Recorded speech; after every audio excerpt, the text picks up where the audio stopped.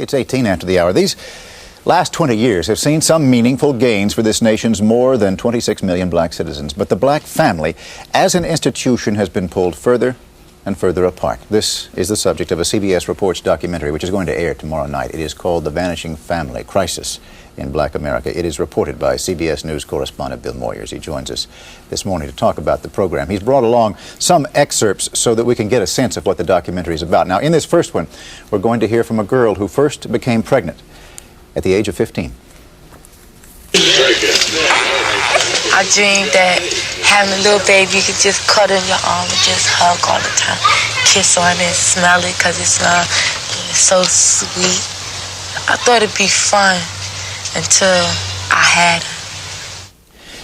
The essence of the report is that the black family, particularly in those poor ghettos, is continuing to be torn asunder. And I have remarked, as I've been reading what people have said about the documentary, that among black citizens and white citizens, there is surprise to hear this information.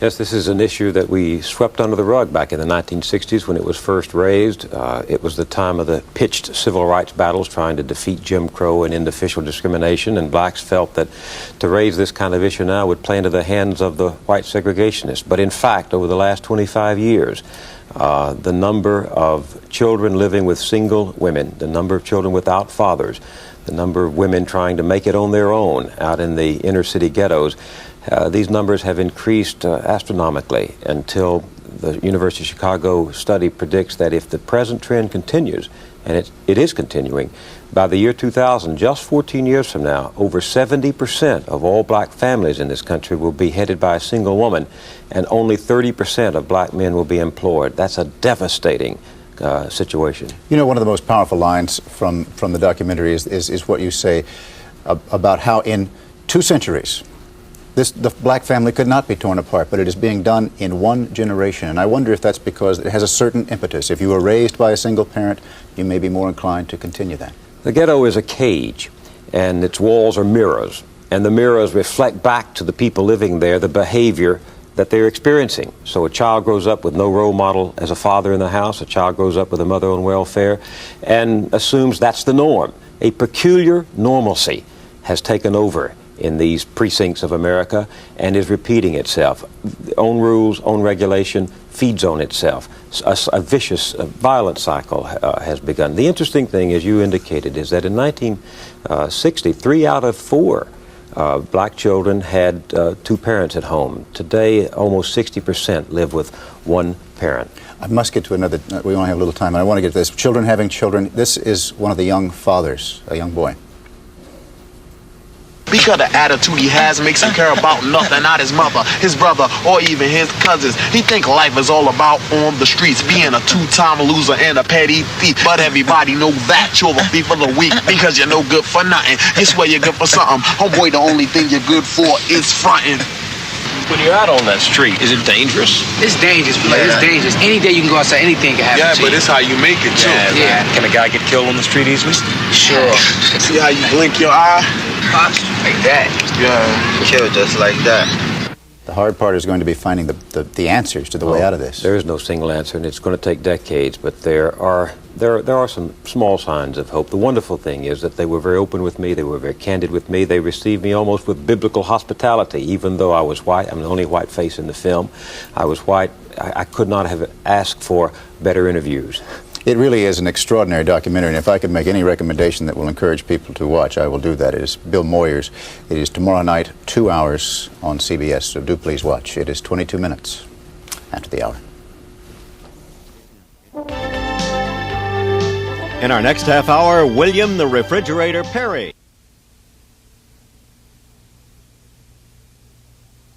So far, we've listened this evening to the people who are actually living the experience that was the subject of this broadcast. Now we want to hear from some people who come at the issue from different angles. With me are the Reverend Jesse Jackson, Charles Knox, who was born and reared in Newark and is now Director of Police there. He introduced me to Shahid Jackson, whom Director Knox personally assigned to the police athletic program in Newark. Eleanor Holmes Norton, who once chaired the Equal Employment Opportunity Commission and is now Professor of Law at Georgetown University. And Dr. Glenn Loury, professor of political economy at the John F. Kennedy School of Government at Harvard and a member of the Council for a Black Economic Agenda.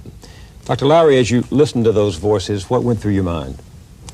Well, I was deeply moved. I was impressed with what I perceived to be the great strengths of character in some of the individuals. I was dismayed at what I perceive as the profundity of the problem that confronts us. I was encouraged by some of what I heard said, particularly the emphasis on values. The strength and the helping hand that I saw coming from some people indigenous to that community made me hopeful about the possibilities that we can, even at this late date, still make a significant dent in the problem. But realistically, I was also chastened by the sense of the fact that we've got an awfully long way to go. It'll be decades before we can actually turn the circumstance around. What do you think, each of you, what do you think can be done to break the cycle of children born of children born of children? The third generation, as you saw in the film, of teenage mothers in one family. What can be done practically, specifically? This is not like any other social problem that has ever arisen in this country. This is not like unemployment. This is not like teenage delinquency. This is not even like children who can't read. This is a conundrum. This is well, I want to get to it. I want to describe the beast before I try to get to the remedy. When you have a phenomenon as complex as to have cut to the very heart of the most basic institution in society, the family, you have got a real problem on your hands. There's no question that the mobilization, internal mobilization of the black community, as if their life depended on it, because it does, is the first priority. But we've got to understand as well what the context is. The social and moral context goes against what is happening in the United States today. Sex and crime and undisciplined forces surround the black community, do not emanate from it. Comes in through the tube every night. Comes in through the tube, is piped in 1,000 different ways. So that the black community is going against the grain, but go against the grain it must. It's got to do that itself. But again, in order to avoid the cynical connotation that this can be done in a self-made fashion without, for example, the jobs for the teenage boys to go to, is to create the possibility of an even worse situation. One thing I think we who prescribe remedies forget, and that is that virtually none of us are truly self-made people. Somewhere you can find something that made a difference. When you say to a boy that's 15, the last boy, for example, we don't know which way he's going. If that boy is born of, let us say, a functionally illiterate mother, grows up surrounded by a pathological environment, and we say, hey, go out there and make something of yourself, we are in effect saying, recreate yourself in a way that nobody I personally know has done. At the very least, society has some responsibility. This is not an easy society in which to pull oneself up by one's bootstraps. Not any longer. No, it's not. My point is on this issue of sex education and sex discipline and self-respect, there must be a massive countercultural movement by no less than the people who have the ears of the masses of our young people. The first generation by age 15 has watched 18,000 hours of television, about 700,000 murders, 20-odd thousand hours of radio, less than 11,000 hours of school, and less than 3,000 hours of church. So who has the maximum access to our children's minds? Mass media has more access and makes a greater impression than home, church, and school combined. That's a kind of centralization of our society, where very central messages are being fed in, saying that babies making babies. An idea of a girl thinking that being pregnant is a beautiful profile as a sense of being, of looking all right. That says that the decadence has hit a point where we must en masse join hands and stop finger pointing and go another way. It's not only that, it's the music. You know, even our music. Every song you hear, there's no real message except more sex, more lowering of your values and morals. You know, you can't even hear a good song. A song has a good beat, but you listen to the words are outrageous. Director Knox, you heard in the beginning of the broadcast some of the young women say male figures are not essential. They don't think their children need a father. Did that ring true to you on the basis of your experience with these kids? I think that a family means a husband and a wife. Yeah. So I'm very, very perplexed, to hear females say that they don't believe that they need to have a man around. I think people say what they have to say. These women don't have any prospect of marriage, and so they have rationalized their lives the way they see them. We saw women who are surrounded by other women in the prior generation who also had no husbands, and this has become, therefore, intergenerational and expectable, and thus they say what indeed turns out to be, at least for them, quite realistic. That's one concern. Secondly, there are some areas in there of moral degeneracy. The young man with all of the babies without any sense of responsibility, that is moral degeneracy, and it's not genetic, it's environmental, and therefore we have some obligation to speak of the need for moral regeneration. The danger is that in the process of giving this problem, which I think is a discrete and identifiable problem, too much attention, we will stigmatize the individuals involved, and we will adversely affect the way in which the rest of the American society perceives this problem.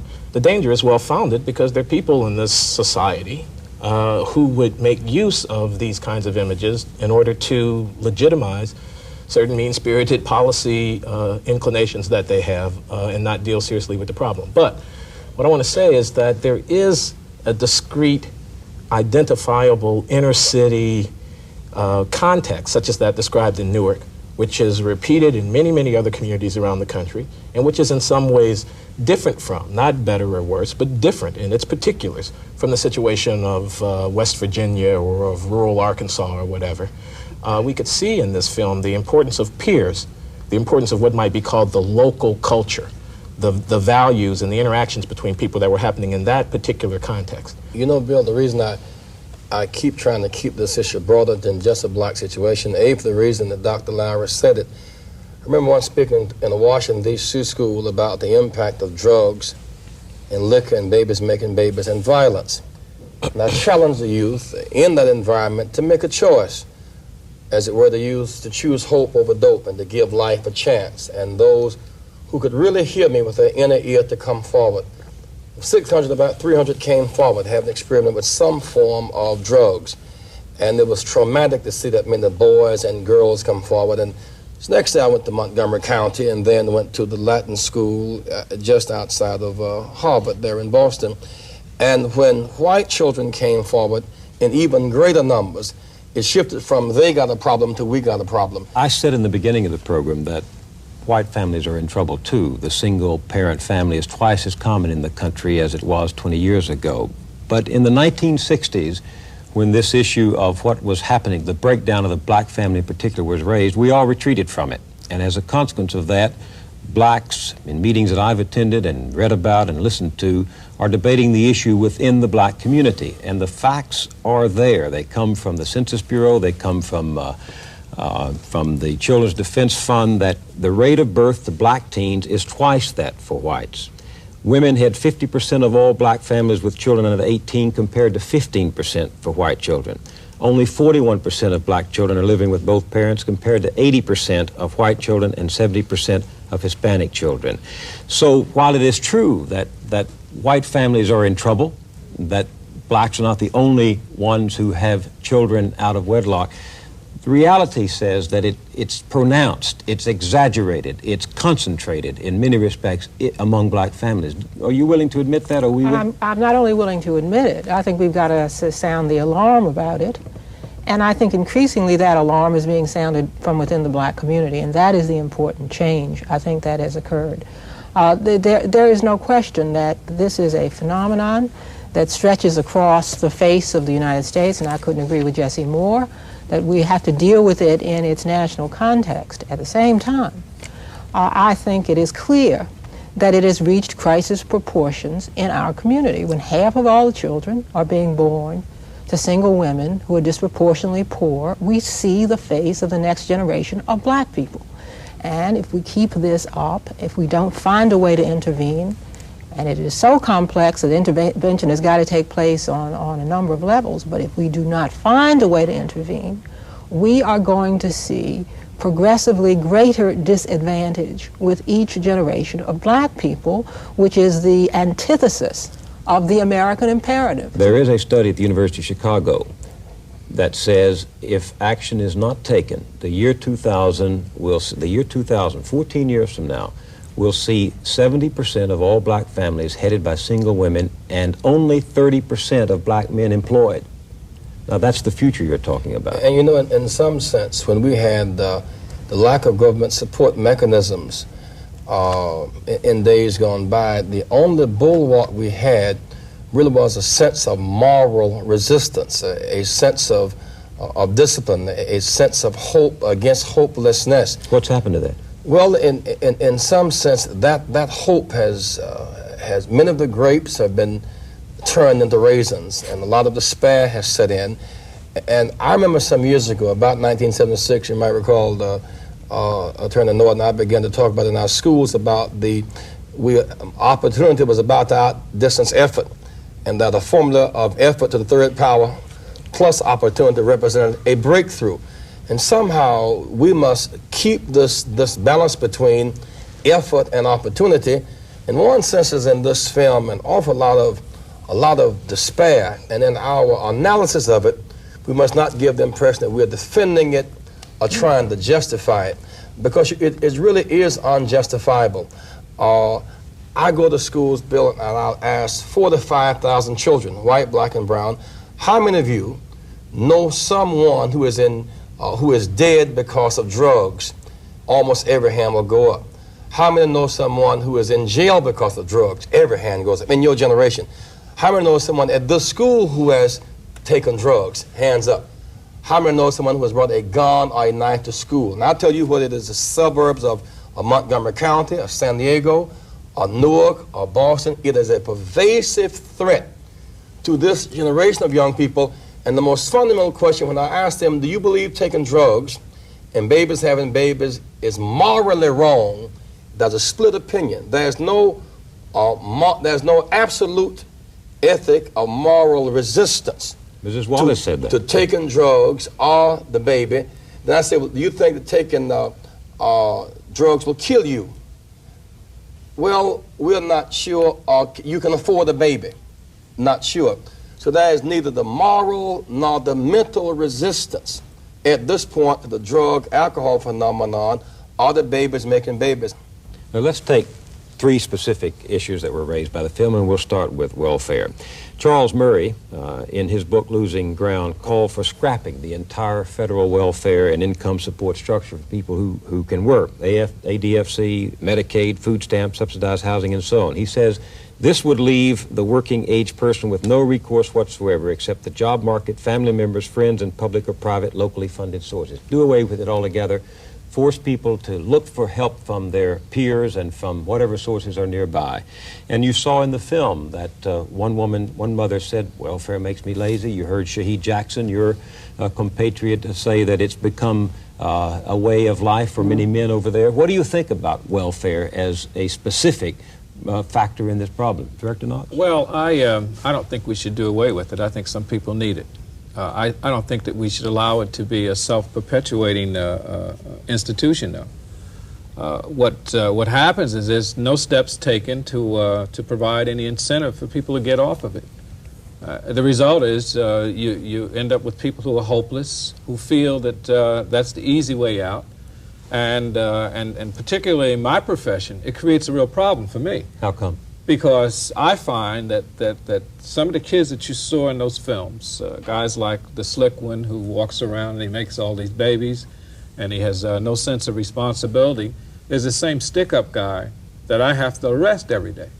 See, not only is the impact on me, but he impacts on everyone else in our community. And the result is that we don't have any place to put these guys, and I'm a firm believer that some of them are unsalvageable. You know, as much as I feel, like Shaheed said, that's right. As much as I feel compassion, you know, for trying to salvage kids that can be salvaged, you know, by providing another alternative for them except for this crime and stuff, I believe that some of them are unsalvageable. And I based that on 21 years of police experience. You put your pencil down on the table when he said that. Were you disagreeing or agreeing with him? Are we going to have to give up on some of these and try for the next generation? Well, I hate to say we have to give up, but I agree that we are sometimes confronted with individuals whose behavior compels of us as a pragmatic and moral matter that they be dealt with accordingly. And people who are violently brutalizing their primarily black neighbors in the central cities of this country, it seems to me, warrant that kind of response. We'll come back on that point in just 1 minute after this message. Is there anything that can be done that would use welfare to promote self-reliance but not harm the children who really do need it? We already have some idea of what to do about the welfare system because we have some models that are beginning to emerge, I must say, out of state and local levels because the federal government has abandoned any effort to reform the welfare system even as it tries to destroy it. We see in the Massachusetts example, the so-called ET example, education and training, where welfare recipients sign up for educational training, and we're told this was voluntary, except that Massachusetts found itself overwhelmed with volunteers who wanted to sign up and get off of welfare. And this program, by all accounts, has been unusually successful, and indeed it's now being copied in other states. New York and California have adopted versions of it. Indeed, if your film had any glaring fault, it was the failure to render the black women who in fact are going out here every day, though they do have children and working, who are leaving their children catch as catch can with whoever in the neighborhood can take care of them rather than go on welfare. And of course that is the average black female single-headed family, not the family on welfare, although the family on welfare is certainly abounds in the most desperate parts of the black community. The fact is that our welfare system really needs to be redesigned altogether, not as Murray would have it, to increase not only misery, but pathology in the ghetto by undergirding female-headed households with no support, but converting the welfare system itself into a work and training system. Every poll that has ever been taken of women on welfare has showed that they want it to work, and yet the great failing of the federal government for at least the 25 years it has been on notice of this has been to, in fact, reform the welfare system into an education, training, and work system. Bill, you know, the first thing we really must establish that this problem is not genetic or natural, it is social. And therefore it is not racial in that sense. It's important to establish for the persons watching this, you know, in rural America and suburban America, that this is not genetic or racial. We don't need to dig those studies back up again. This is a social situation. What is it? Is it a cycle that just keeps beaming itself back like a mirror, and these children learn it and they repeat it? An environment with limited options that retreads itself, that kind of feeds up on itself. The opportunities aren't that great to get out of it. Some people escape it, but most people don't. And I think that it's time for us to really, really become very serious about doing something about the ghettos. That's right. People really have four options to make a living. One is, the first option is the private economy. People would rather have a good-paying private job. If that does not work, a good-paying public or a government job. If that does not work, welfare. If that does not work, then the illicit economy, or the hustle, or the underground economy. So people really kind of got four options in that sense. The pain, when we look at the bottom of it, when my sons Jonathan and Jess and I went to jail over the Free South Africa issue, I counseled about 25 young men that night and saw some of this, Dr. Holmes, face to face. Neither had a father at home. Only one had a dream. I would like to be a policeman, he said, but then since I was been arrested, I don't want to be a policeman either. So Johnny said, and this was the son of mine that went to high school in Chicago, and Mr. Paul Barrett, 12 funerals in 3 years, 10, 11th, and 12th grades. He said, Dad, you don't understand, these boys can't lose. I said, John, they've already lost. They're in jail at 14 and 15. He said, no, Dad. Said, one, if they rob a bank and get the money, they win. They get caught, they go to jail, it's warm, they're with their friends, they can eat, get medicine if they're sick, to get killed out of their misery. And Dad, to have a generation of young people living under these kind of conditions is dangerous. We must wake up. When you dehumanize people to the point where they have lost their sense of conscience, their sense of moral responsibility. We cannot confine this predicament to that ghetto, and that's again why everybody has a vested interest in addressing it. For some of them, art is a way out. For some, athletics is a way out. For some, a music a way out. For some others, it must be trade training. It must be jobs and education as ways out. You come back often to what government should do. Mr. Knox mentioned it. You raised it indirectly in the welfare reforms, but that goes against the grain of so much that you have written and said. You said just recently, dealing with behavioral problems, with community values, with attitudes and beliefs about responsibility, work, family, and schooling is not something government is well suited to do. Teaching of oughts properly belong in the hands of private volunteer associations, churches, families, community groups. Will more government programs help? I think it depends on what those programs are. I mean, there have been White House conferences on the family or on families.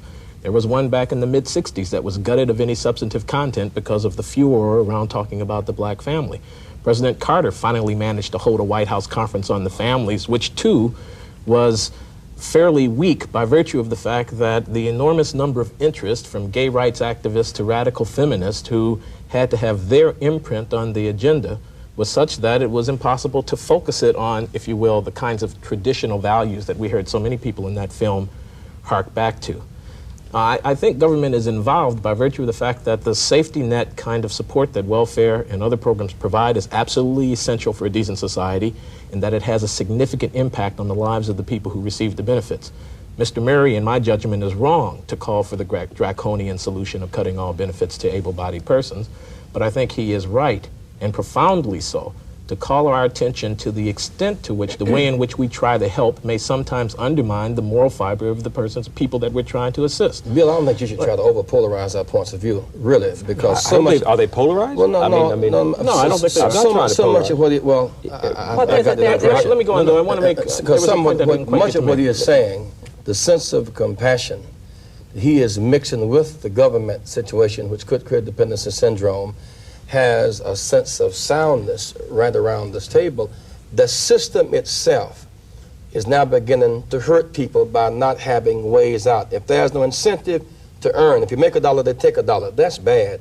Or if you got a 10th grade education, get a GED, there's no incentive to go further. That's bad. So if you're locked in without earn or learn way out, if the father does come home, you lose that which you do have, so keep him away. If you get another baby, you get a little more increment. That's a terrible inducement, you see. That system must give way to a human development system that has positive presuppositions about human beings rather than negative presuppositions. The issue is that we passed legislation in the 60s. We started these programs. We enhanced welfare. We did a lot of things, and the situation has gotten worse and worse. There are more. Obviously, welfare hasn't contributed much to that, since welfare has lost more than 30% in actual dollars since the early 70s. I think one's got to start talking about values, as the last lady said on the tape. Wallace? She said the drum beats got to go out. Look, just like they listen to the rap, we've got to have this rap go out. But I fear that, for example, a society that says to the woman with 3 children, you ought to be out here working, and she says, I feel lazy when I'm not working, but makes it absolutely impossible for her to work without throwing her children in the streets, and isn't she creates already grave cynicism in her about values. It's holier than thou, Eleanor Norton says you ought to work, but of course Eleanor Norton has somebody take care of her children, and I don't. We've got to be very careful during this period that we make it clear that we expect more from the very poor, and we're willing to do something to make that more happen. That's why I say that the Massachusetts experiment is an important one, because what Massachusetts said was, look, we want you to sign up for work. It was trying to break through this notion that the lady on the tape had, that you sit home and work for a check. People signed up in such huge numbers that they have waiting lists to work. They have saved millions of dollars in Massachusetts in welfare, and what this means is that with the same money that was being put into welfare for women to sit home, women are now out and working with real jobs. What happened to their children while they were out? Well, they provided daycare at least for a year. Because there is the argument that you shouldn't expect welfare recipients to work since they are doing a more valuable service by raising their children. You saw from the film it was the women who were raising the children. But they're not raising the children. They're not raising them. That is the answer. You know, what's happening is these women are young. They keep having babies. And at some point, guys like the guy that was projected in the film, he leaves. And then they have to go out and find some other guy. So the result is, in many instances, the children are neglected. And then the children are raised by their peer group in the streets. Okay, and the result is more problems for me. And more problems for you. It would be important, Bill, to note that some of those programs you talked about in the 60s did work. And they've not been defended adequately. I mean, Head Start did work. Preschool education. Breakfast and lunch programs helped to wipe out malnutrition substantially. I mean, that did work. Many of my generation otherwise could not have gone to college without a Pell Scholarship grant. It did work. Even the War on Poverty programs gave many of us the first on-hands administrative jobs we ever had. It did work. So when we try to resolve the problem, we should not throw out the baby with the water. We should save that which has worked and build upon it, and not just say it lost because you know it was working even better, but money designed for the war on poverty went in even greater resources to the war in Vietnam. If I may, would like to return to this question of values because I think there's an aspect that hasn't been touched upon. We look at the inner city of Newark and many other communities. They happen to be black and urban communities. As I say, they have their own texture, their own feel, their own history, and their own culture.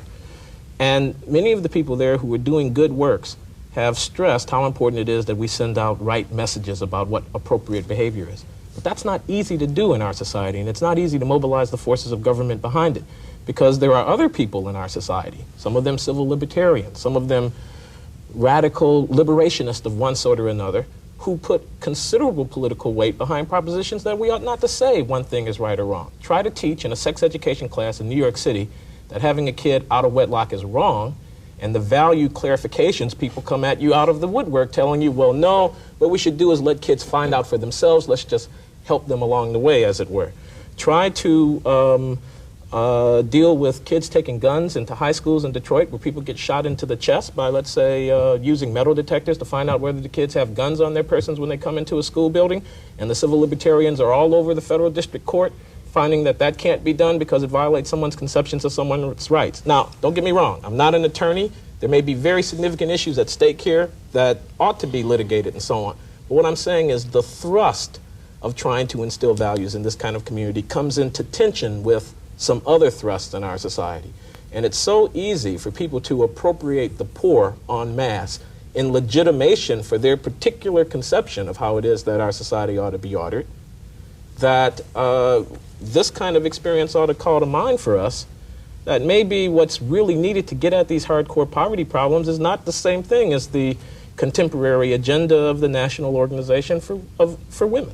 You've said the risk. Excuse me. Well, I just want to say that I can understand Dr. Loury's frustration. In a pluralist society, there are going to be many messages and counter-messages. By the way, I'm less worried about the messages that come from the National Organization of Women or the ACLU than I am about the messages that come from within our own community, some of the rap music, for example, and not the remedial or curative type, but some of the type that the young man himself made up. That's one reason why I think that the leadership on values here has to be taken by the black community. The black community has very deep-rooted values that have survived over years that would have eroded the values of a lesser people. Well, Dr. Loury has said the responsibility for the behavior of black youngsters lies squarely on the shoulders of the black community itself. That's a pretty strong statement. Why is it only a black responsibility? It's not only a black responsibility, but it is a black responsibility. Do you see what I mean?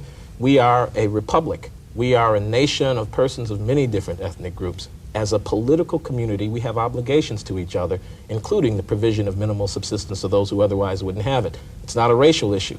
But we are also a pluralistic society. Culturally, sociologically, we're a many-layered, complex interweaving of distinct traditions.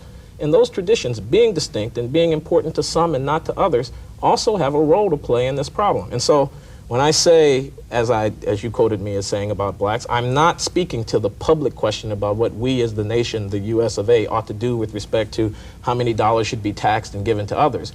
But I'm speaking to, if you will, the private question of what this particular community in the urban central city, black, poor, constitutes, as I say, an integral context that we can look at.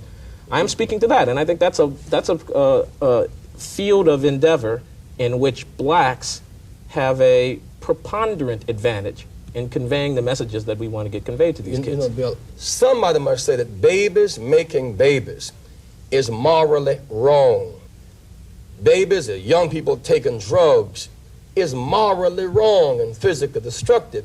And we shouldn't be equivocating and hee-hawing about that. That's very clear. And across lines of race and sex. That's right. We should also be concerned about the number of crimes that are being committed in our communities by our own people, and we have to take a tough stance on that. I want to pick up on that because I accept his drift. I was in Detroit a few months ago. 12 children had been shot and are killed during the course of that week. There was a sense of outrage about it. We spoke to 20,000 youth in Cobo Hall with the support of Dr. Jefferson and the school system, great response. And there was a call for metal detectors in the hallways because just as we have them in airports, to stop guns and knives from interfering with pilots flying the airplane, in some instances they can be used to allow teachers to fly in classrooms without being interrupted by the threat of guns and knives and the young man with the machete running down his suit. And that was a kind of outcry. It may have had a legal, technical basis, but it made no moral sense. And we can't stop, in that instance, the technical libertarian from arguing about the student's right to have his gun, but they could not stop us from the right to argue that having metal detectors in that context, not metal detectors for blacks and not for whites or for girls and not for boys and all of that, having those metal detectors would serve the purpose in that instance, equal protection under the law and all of that, of making the school environment a more safe place in which to operate. Well, on that note, we have to finish this discussion because we're out of time. Thanks to each of you for coming here. We started small in Newark and ended up talking about a national issue. Thank you very much.